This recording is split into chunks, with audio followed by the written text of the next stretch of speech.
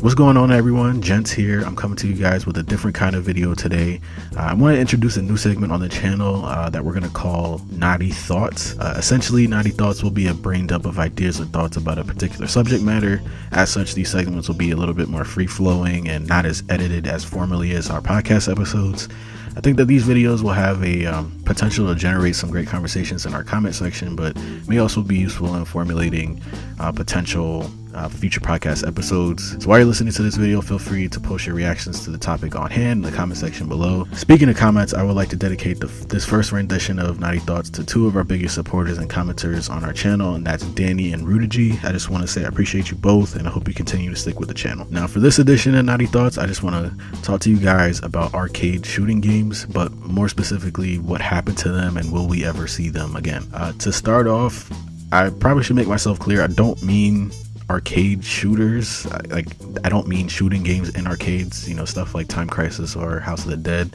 I'm talking about non-hyper realistic, non-simulation types of shooting games, the ones that prioritize fun, silly mechanics, characters, weapons, that kind of stuff. Full disclosure, guys, I grew up in the 1990s, and as I was beginning my journey into console video games, and arcade shooters were just always kind of in the mix for me. Actually, if I think back, the first arcade shooter I probably ever played was now I'm trying to remember this Star Wars game called, I think it was Rebel Assault on PC. I had the little arcade flight stick and everything. Oh, it brings me back. But getting back to my point, arcade shooters were just always around for me. I didn't have a Nintendo 64, but a lot of my other friends did, so I would go over to their house and we would all play GoldenEye for the 64. If you guys know about it, you know about it, and if you don't, I feel sorry. Even to this day, people still play this game, and they're looking for a remaster to come about at some point. I highly doubt it will happen, but it was just fun to run around in corridors and stairways and platforms, looking for the golden gun. You're always trying to take your friends out, and you had to do your best not to screen watch every once in a while, but every time I heard the golden gun, I was always looking for somebody who had it. I was screen watching 100%. Then the same thing was also true for Donkey Kong 64. Now, I know Donkey Kong may not be super well known for the 4-player mode that they had where you could shoot people and stuff, but who doesn't want to run around as gorillas with like 4 of your friends and shoot each other with coconut guns? It was the best thing at the time. I think my main was what's his name, Lanky Kong. I think that was my favorite character all the time. Some of my other favorite arcade shooters that I remembered just off the top of my head were Medal of Honor Underground on the original PlayStation, I believe. Perfect Dark was another one on 64. Time Splitters, I can't forget that, on PS2. I'm still waiting for somebody to bring that back at some point. Unreal Tournament, on PC, there was nothing else. Well, I guess some people like Quake. I prefer Unreal Tournament, but it is what it is. So let's just kind of get to the meat of the issue. What happened to them? I think they just went away because there was a big shift in gaming that doesn't really get talked about that much, and that was kind of the emergence of online play and online matchmaking and massive multiplayer games in general. Up until that point, if you wanted to play something with somebody, you had to go to somebody's house, and you had to have an adapter. If you're on PlayStation, you had to have the multi-tap, and everybody had to bring their own controllers, and could nobody trip on the wires, and you had to bring your own BYOC, bring your own controller, and that was it. So those were if you wanted to beat a game with a friend, you had to have your friend come over and play. But once what we call couch co-op, once that kind of went away and you could just queue with anybody to do co-op online or story mode online or multiplayer in general, it's you lose that. First of all, you're dealing with matchmaking troubles, right? So you're dealing with latency issues, you're dealing with lag, you're dealing with servers and this and that. But not only that, you're taking away some of the fun and experiences that you had from just everybody being together and everybody not having to be on a headset. Everybody's next to each other. You can just all talk to each other. You can throw things at each other. You can order food, drinks, whatever. And that it was almost it's your couch became your community of friends, and that was your thing. You didn't have forums and discords and all that kind of stuff. Now it just doesn't feel as, I guess, authentic is the word I'm looking for. And I think that's why we don't see arcade shooters anymore, because there's so much emphasis on playing online and being competitive, and the emergence of eSports is a thing, and it's only going to get much larger for now. People are professional gamers for a living now. If we didn't have those things years ago, 20 years ago, there's not much room for silly kind of games when esports are stressing the importance of competitive games. So it's really difficult for something like GoldenEye or Time Splitters even to be available on a competitive level. Fighting games, a little bit different. A fighting game can be kind of wacky, and if there's enough community support, you'll see it at a gaming tournament or something like that. But it's not really the case with shooters. The other thing I think would happen is that over time, for people that were interested in, or developers specifically that were interested in bringing on that kind of game, they turned it into this new genre now. I guess we call it like action shooters or action MOBAs. These are games like Overwatch, Paladins, Fortnite, even Apex Legends, where there's some silliness, there's some whimsy about the game, but it's still super competitive, and it's everything has to be balanced, everything has to be XYZ, everything has to be adjusted to make it all competitive and to make it fair, where back then it's like there was a gun that was better than all the other guns and everybody wanted to go get it, and then whoever got it first was gonna win, and then everybody was trying to take it. Was King of the Hill or Kill the Carrier, whatever you want to call it. It was that, but in your shooting games, and that was always the thing. And it's no different than if there was what do you call the little stars in Super Mario. Like, everybody knows you get invincible, you deal a lot of damage, so everybody wants it, everybody wants to chase for it, and that chase is what makes all the fun and the silliness and the chaos of a great game. I feel like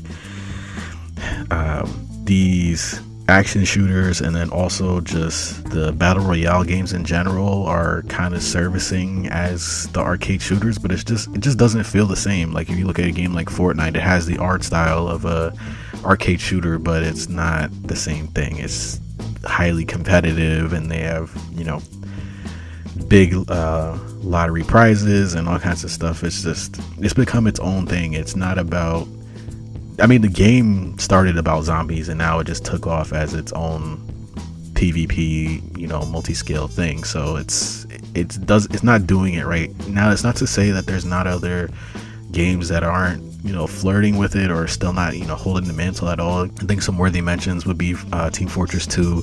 Like, there's always funny Team Fortress videos out there. The game and art style is very the same. There is a competitive nature to it as well, but there's still enough silliness there that you can, if that's what you're looking for, you can still have that. Quake is another thing, but again, Quake is kind of competitive too, but it's still carrying the essence of those other titles.